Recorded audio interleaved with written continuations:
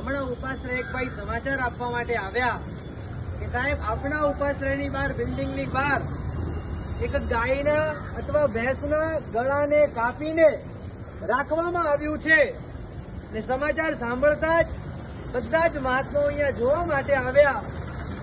જે ગાય માતા આપણી ભારત દેશ માટે માતા સ્વરૂપ છે, જે ગાય ખરેખર દરેક માત્ર જૈન ધર્મ માટે નહીં દરેક ધર્મ માટે પૂજનીય કહેવાય છે, એ ગાયના ગળાને કાપીને અહીંયા મૂકવામાં આવ્યું। ખરેખર હૃદય અમારું હલી જાય છે।